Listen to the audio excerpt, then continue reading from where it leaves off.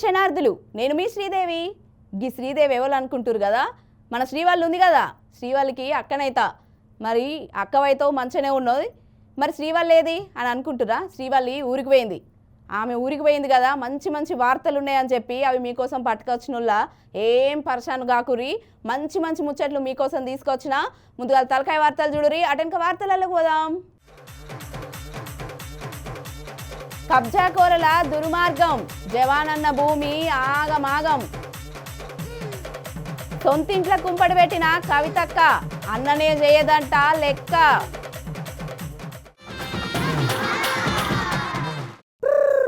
వచ్చే పై తుపాకీ రాముడు రానవచ్చ మహారాజా. ఏ అల్లం సాబ్, బెల్లం సాబ్, కొత్తిమీర సాబ్, పుదీనా సాబ్, పుంటికూర సాబ్. ఇక ఇవాళ మన కోసం ముచ్చట పెట్టి జగనాలు సార్ వచ్చిండు. మరి ఇంకెందుకు లేటు, మన మాటలతోని సారుకు పెడదాం పోటు. నమస్తే జగనాలు సారు. రాజకీయాలను భ్రష్టు పట్టిస్తా ఉన్న పరిస్థితి ఎప్పుడైనా చూసాము అని అంటే అది చంద్రబాబు నాయుడు గారి పరిపాలనలో మాత్రమే ఇలా భ్రష్టు పట్టించే కార్యక్రమం జరుగుతుంది అని. అగో వచ్చుడే చంద్రాలు సార్ మీద పడ్డాడుగా సారు. నాకు బాగా గుర్తుంది. ఏం గుర్తుంది సారు, చెప్పుర్రి. ఏకంగా ఎన్నికల్లో మేనిఫెస్టోలో చెప్పిన హామీలన్నీ 99% అమలు చేసిన పాలన ఏదైనా జరిగింది అని అంటే అది వైఎస్ఆర్సీపీ పాలన అని చెప్పడానికి గర్వపడతాను. మరి ఎందుకు ఓడిపోయినట్టు? అవన్నీ అమలు చేస్తే మరి గెలవాలి కదా మీరు.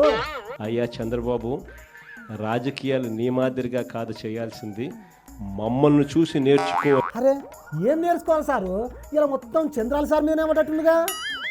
నేను ఒకటే చెప్తా ఉన్నా సారు, ఒక్కటి కాకపోతే 100 చెప్పు. ఇగో ఇరనికే రెడీ కూడా తుపాకి రాముడు. ఇటువంటి చిన్న హామీలు కూడా పట్టించుకునే పరిస్థితులు. గ్యాసు అది ఇంకొక చిన్న హామీ. ఆ గ్యాస్ కూడా కనీసం ఆ సిలిండర్లన్నీ కరెక్ట్గా ఇచ్చినాడంటే అది మోసమే. ఇటువంటి చిన్న చిన్న హామీల దగ్గర నుంచి మొదలు పెడితే 143 హామీలకు గతి లేదు. అగో మీరు మొత్తం రాష్ట్రాన్ని అప్పుల పాలు చేసిరంట, అందుకే వాళ్ళు ఆ హామీలు అమలు చేస్తలేరు. మరి దానికి ఏమంటావు? అమ్మ ఒడి ఇస్తూ తల్లులను ప్రోత్సహించాల్సింది పోయి అమ్మ ఒడికి పంగనామాలు పెట్టినాడు ఈ పెద్ద మనిషి చంద్రబాబు నాయుడు. తల్లికి వందనం అని ఇస్తున్నాడు కదా సారు, నేను చూస్తలేవా నువ్వు? చంద్రబాబు నాయుడు గారి పాలనలో జరుగుతూ ఉన్న వైఫల్యాలను, చంద్రబాబు నాయుడు గారి పాలనలో జరుగుతూ ఉన్న అన్యాయాలను ప్రశ్నిస్తే చాలు, ఆ ప్రశ్నించే గొంతు వినపడకుండా చేయడం కోసం ఏకంగా భయాన్ని సృష్టిస్తూ రెడ్ బుక్ రాజ్యాంగాన్ని నడుపుతా ఉన్నారు. అధికారం చేతులుందని అహంకారపు మాటలు మాట్లాడారు కదా కొంతమంది. అగో వాళ్ళనేగా సారు వాళ్ళు మందలిస్తున్నది. ఎక్కడ ఏది వదలడంలా, ఇసుక వదలడంలా, మట్టి వదలడంలా, సిలికా వదలడంలా, క్వాడ్స్ వదలడంలా, లిఖర్ వదలడంలా. అగో అవన్నీ చేసింది మీరే, అందుకే ప్రతిపక్షంలో కూర్చోబెట్టిరు మిమ్మల్ని జనాలని వాళ్ళు అంటున్నారు. ఇంత మంచి చేసిన మనకే ఇవన్నీ ఏవీ లేవు మన హయాంలో.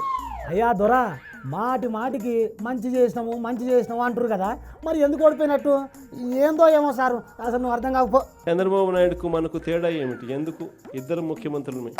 అదో ఇప్పుడు నువ్వు మాజీ ముఖ్యమంత్రివి కదా, ముఖ్యమంత్రి అన్న ధీమాలనే ఉన్నట్టున్నారు సారు. ఈసారి జగన్ 2.0లో మాత్రం అలా ఉండదు సారు. అది 2.0 కాదు, 2.0 అనాలి. జనాలకు మంచి మాటలు చెప్పాలి కానీ ఇట్లా రెచ్చగొట్టే మాటలు మాట్లాడొద్దు. పో చెప్పిన కాడికి చాలు కానీ. చూసిరు కదా అనుల్లా, జగనాలు సారు జంతర్ మంతర్ మాటలు. రేపు ఇంకో పర్సనాలిటీని పట్టుకొని మళ్ళీ వస్తా. తెలుసుగా, నా పేరు తుపాకీ, నేను ఈయనెవ్వరికి. జై జవాన్ జై కిసాన్ అంటే రైతు జవాన్ దేశానికి 2 కళ్ళు అన్నట్టు. మన జవాన్ అన్నలు వాళ్ళ పానాలు పణంగా పెట్టి ఆపరేషన్ సింధూర్ సక్సెస్ చేసిండ్రు. గసొంటి జవాన్ అన్నకు గల ఊళ్ళ రాజకీయ నాయకులతోని గల అనుచరులతోని మస్తు తలనొప్పి అవుతుందంటులా. పోయి ఒకసారి చూసేద్దాం పారి.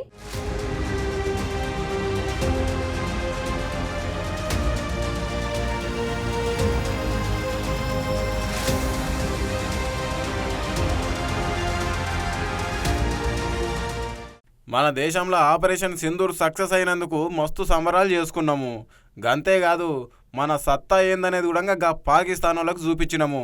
దానికి ఎనుకుని నడిపించిన ఆయన మొత్తం మోడీ సార్ అయితే దాన్ని ముందుండి ఎదుర్కొన్నది మాత్రం మన ఆర్మీ జవాన్ అన్నలు. గాళ్ళకైతే నిజంగా సల్యూట్ కొట్టాలి. ఎందుకంటే మస్తు మందికి మస్తు దెబ్బలు తాకినాయి. గా యుద్ధంలో కొంతమంది జవాన్లు కూడా చచ్చిపోయారు. అయినా కూడా లెక్క చేయకుండా పాకిస్తాన్ మీద పోరాటం చేసిర్రు. గంత గొప్పోళ్ళు మన వీర జవాన్లు. కానీ గాళ్ళు గంత గొప్పగా యుద్ధం చేసినా కానీ గాళ్ళ పర్సనల్ లైఫ్లా గాళ్ళ ఊళ్ళో అయితే నిమ్మలం లేకుండా పోయిందుల్లా. ఇప్పుడు నేను చెప్పబోయే ముచ్చట ఏడ జరిగిందంటే కడప జిల్లాలో జరిగింది. గదే మన చంద్రబాబు సారు మహానాడు సభ పెట్టిండు కదా, గాడనమాట. గాడున్న ఎమ్మెల్యే అనుచరులు ఆర్మీ జవాన్ అన్న భూమినైతే కబ్జా చేసిర్రు.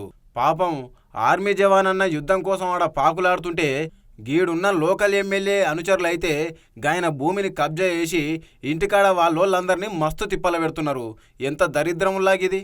అయితే ఈ విషయం మీద అయితే లిఖితపూర్వకంగా సీఎం సార్కి ఫిర్యాదు చేసిండు మన ఆర్మీ జవాన్ అన్న. గా కబ్జాకోర్లు భూమిని ఆక్రమించుకునుడే కాదు, ఇంటికాడున్న వాళ్ళని చంపేస్తామని కూడా బెదిరించారంట. ఊర్లో కూడా మస్తు హల్చల్ చేస్తారంట గాళ్ళు. ఊర్లో ఉన్న రోడ్ల మీద కూడా ఇండ్లు కట్టి వాళ్ళ జాగా అని చెప్తారంట. గిదే కాదు, ఇంకా ఊర్లో కూడా వాళ్ళ అక్రమాలు అన్యాయాలు మస్తు ఉన్నాయంట. అయితే మన ఆర్మీ జవాన్ మోహన్ అన్న ఇంతకుముందు దీని మీద కంప్లైంట్ ఇచ్చినంట కానీ వర్క్ కాలేదు. ఎందుకంటే మేము తల్లిదండ్రులను వదిలేసి సంవత్సరంలో మేము తల్లిదండ్రులతో గడిపే సమయం 2.5 నెలలు సార్. మహా అంటే 2 నెలలే సార్ మేము ఉండేది ఇంటి దగ్గర.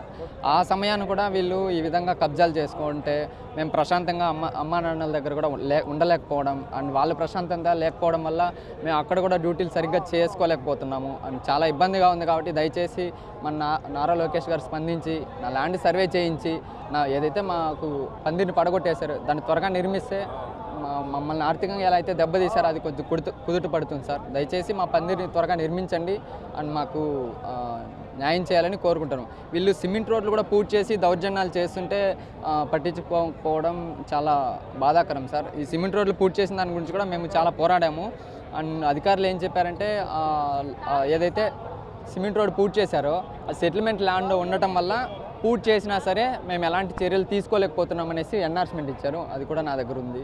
సో ఇలా చేయడం వల్ల వాళ్ళు రెచ్చిపోతున్నారు, మిమ్మల్ని ఎవరేం చేయలేరులే అనే ఉద్దేశంతో వాళ్ళు ఈ విధంగా చేస్తున్నారు. ఇక మహానాడు సభ జరుగుతుంది కదా, ఇక చంద్రబాబు నాయుడు సార్నే కలిసి డైరెక్ట్ ఫిర్యాదు చేద్దామని చెప్పేసి అన్నమయ్య జిల్లా మదనపల్లికి అయితే వచ్చిండు.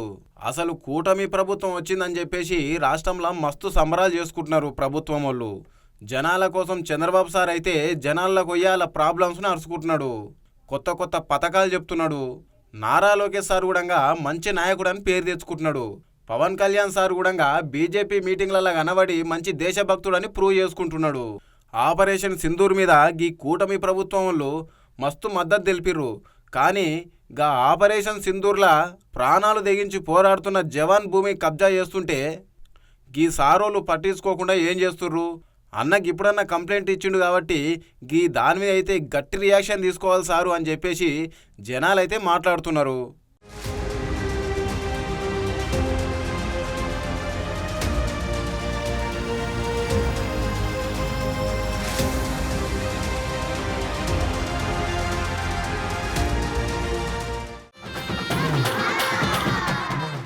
ఊకున్నామే ఊకుండక ఇంట్లో చీలికలు పెట్టిందిగా గీ కవితక్క.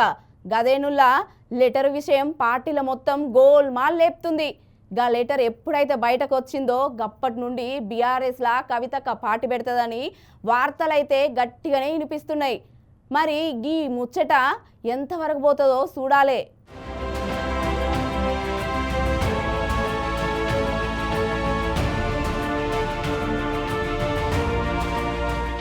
మొన్న రజతోత్సవ సభ మీద కవితకు లెటర్ పంపింది కదా అలా బాపుకు, కేసీఆర్ సారుకు. మంచి ఏంది చెడైంది అని చెప్పేసి. అయితే ప్రతిసారి మీటింగ్ పెట్టినప్పుడల్లా గిట్నే పంపుతుందట. మరి ఈసారి లెటర్ ఎట్లా బయటకు వచ్చిందో ఏమో కానీ ఒక తీరు దుమారం లేపుతలేదు పోండ్రి. ఇక మొన్న కవితక్క ఢిల్లీ నుంచి వచ్చి ఈ కేసీఆర్ చుట్టూ దయ్యాలున్నాయి, కేసీఆర్ దేవుడే కానీ ఆ మాట కూడా ఇంకెక్కువనే దుమారం లేపబట్టే. ఇక దీన్ని పడని పార్టీ వాళ్ళు కోతి కొబ్బరి చిప్ప దొరికినట్టు ఇక ఒక తీరు ప్రచారం చేస్తున్నారా. కవిత కొత్త పార్టీ పెట్టబోతున్నది, కవిత ఈ పార్టీలోకి పోతున్నది, కవిత పేరు అదే రేపే ప్రకటించేది జూన్ 2 తారీఖు నాడే అని చెప్పి ఇష్టం ఉన్నట్టు మాట్లాడుతున్నారు కదా. ఇక దీని మీద కేసీఆర్ సార్ అయితే ఇప్పటిదాకా ఒక్క ముచ్చట కూడా బయట పెట్టలే. కేటీఆర్ సార్ని అడిగితేనేమో మా పార్టీలో ప్రజాస్వామ్యం ఉంటుంది, ఎవరైనా లెటర్లు పంపవచ్చు, గానిలే ఉన్నది, మీరు పెద్ద అది చేస్తున్నారు అని చెప్పేసి కేటీఆర్ మాట్లాడిండు. కానీ జనాలు అయితే ఇక ఇడతలేరు పోర్రి ముచ్చట. ఇక బీఆర్ఎస్ వాళ్ళు బీజేపీతోని పొత్తు పెట్టుకుంటారు. ఇక కవిత కొత్త పార్టీ పెడుతుంది. కవిత 6 ఎమ్మెల్యేలను తీసుకొని కాంగ్రెస్లోకి పోతుంది అని చెప్పేసి పుకార్లు అయితే గట్టిగానే వస్తున్నాయి. మరి ఇంతవరకు అయితే కవిత కొత్త పార్టీ పెడుతున్నట్టు ఇప్పటి వరకు ప్రకటించలేదు ఎవరు. ఇక చూడాలి మరి రేపు ఏమవుతుందో, కవిత కొత్త పార్టీ పెడుతుందో లేకపోతే అలా బాపు కేసీఆర్ సార్ చెప్పినట్టే ఏంటదో కానీ ఈ వార్తలకు ఎప్పుడు పోలీస్ స్టాప్ పడుతుందో ఏమో పోన్రి. అబ్బా, బీజేపీ వాళ్ళు అదే పని మీద ఉన్నారు, కాంగ్రెస్ వాళ్ళు అదే పని మీద ఉన్నారు.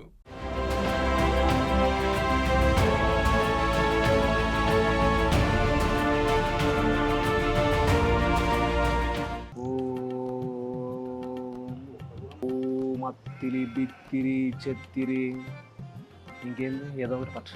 ఓ ఏంది ఎవరు వస్తలేరు? ఆగో, మార్కెట్లకు మళ్ళా కొత్త బాబు వచ్చినట్టున్నాడు కదా, గీనే ఏ మేలుగా పెడతాడో చూడాలే. సామి, ఓ సామి, ఎవరు నువ్వు? ఏంది నీ కథ?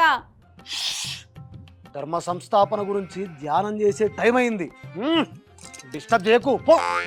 ఏంది డిస్టర్బ్ చేయొద్దా? నాకెందుకో గీనను చూస్తుంటే డౌట్ కొడుతుందిలా.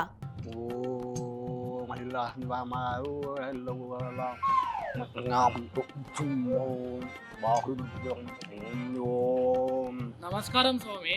నమస్కారం నాయన, చెప్పు నీ సమస్య ఏమిటి? టిఫిన్ చేశారా స్వామి? భలే గుర్తు చేసావురా, ధ్యానంలో పడి మర్చిపోయాను. స్వామి టిఫిన్ చేశాను. నాకేం కనిపించలేదు. నీలాంటి తుచ్చ మానవులకు అది కనబడవు. ఇంతకీ ఏం తిన్నారు స్వామి? డబల్ అండా egg fried rice with extra tomato sauce. మీరు ఎగ్ తింటారా స్వామి? ఎగ్ ఏంటి, దాని తల్లిని కూడా తింటాను. ఇంతకీ నువ్వు వచ్చిన పని ఏంటో అది చెప్పు. మీరు ఎక్కడి నుంచి వచ్చారు స్వామి? హిమాలయాల నుంచి వచ్చాను. ఇక్కడికి ఎందుకు వచ్చారు స్వామి? కళ్యాణి కోసం, స్వామి లోక కళ్యాణం కోసం. లోక కళ్యాణం అంటే ఏంటి స్వామి? ఈ లోకంలో ఉన్న అందరికీ పెళ్లి చేయడమే లోక కళ్యాణం. స్వామి అయితే నాకింత పెళ్లి కాలేదు స్వామి. నీకు పెళ్లి దోషం లేదురా, పిల్లి దోషం ఉంది. ఏంటి పిల్లి? పిల్లి దోషమా? అంతేంటి స్వామి? పోయిన జన్మలో నువ్వు ఒక పిల్లివి, అప్పుడు నువ్వు ఇంకో పిల్లిని పెళ్లి చేసుకున్నావు. జన్మలకు తోడుంటానని పంచభూతాల సాక్షిగా చెప్పావు. ఇప్పుడు ఆ పిల్లిని తీసుకొచ్చే నీ పెళ్లి చేస్తా. ఈ జన్మలో కూడా నీకు ఆ పిల్లితోనే పెళ్లి జరుగుతుంది. ఏం స్వామి అట్లా ప్రమాణం చేసిందా? రోగం చూస్తే నా మీద ఉంచుతారు స్వామి. మీ కాలు మోక్తా స్వామి, ఎట్లా ఈ పరిష్కారం నుంచి బయటపడేది స్వామి. భయపడకు నాయనా, కళ్ళు మూసుకో. ఇప్పుడు నేను చెప్పే మంత్రాన్ని జపించు. పిల్లియో పెళ్ళియో క్యాన్సల్యో, పిల్లతో పెళ్ళియో ఫిక్సియో. అవ్వా, ఏమన్నా గిసొంటి మంత్రం ఉంటుందా అనుల్లా? మొత్తం మోసమే గిన చేసేది. నాకు వార్తలు చదివే పనుంది కానీ లేకపోతే ఆడికి పోయి 4 జపరిస్తుండే. నాయనా, ఈ జపాన్ని 100 రోజులు 105 సార్లు రోజు జపించు. నీకు చక్కటి పిల్లితో, ఆ పిల్లతో నాయనా, పిల్లతో పెళ్ళవుతుంది. థ్యాంక్ యూ వెరీ మచ్ స్వామి. థ్యాంక్ యూ గీంక్ యూ వద్దు నాయనా, ఒక 10,000 పంపు. సరే పంపుతున్నా. నెంబర్ చెప్పానా? చెప్పండి. అయిపోయిందా? అయిపోయింది స్వామి. దొబ్బై మ్యారేజ్ ప్రాప్తిరస్తు. దొబ్బై. అబ్బరి కొడుక, గీ స్వామి దొంగుండంటున్నాడు కదా, నాకు ముందుగానే డౌట్ వచ్చింది. మళ్ళా ఎవరు బలైతారో చూడాలే.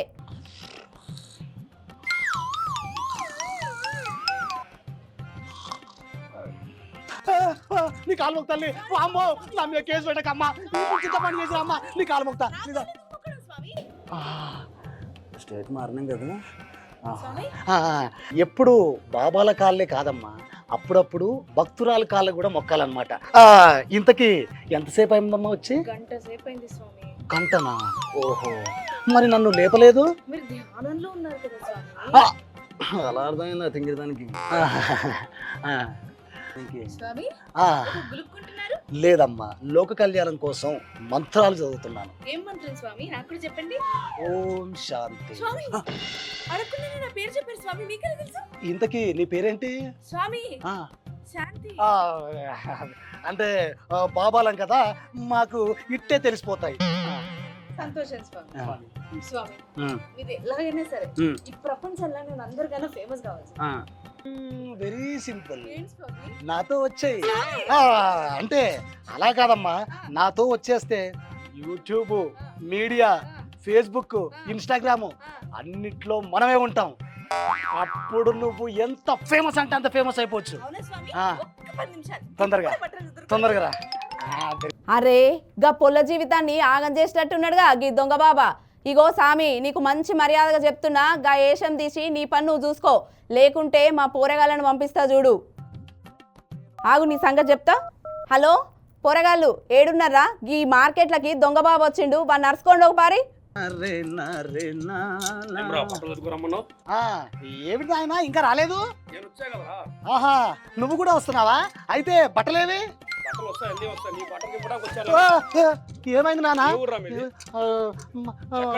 మళ్ళడుగు.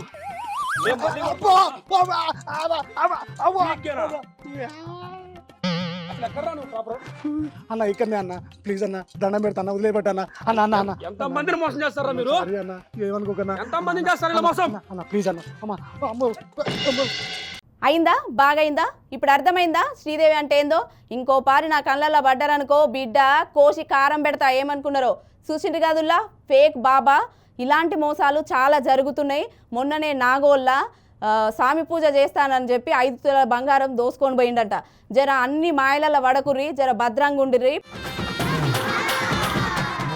ఇవాళ మా సీనుబాబు ఏం ముచ్చట ముంగలేసుకున్నాడో చూద్దాం పారి. హాయ్ మధు. హాయ్ ఎలా ఉన్నావు? So good. Actually Madhu, marriages made in heaven అంటారు కదా.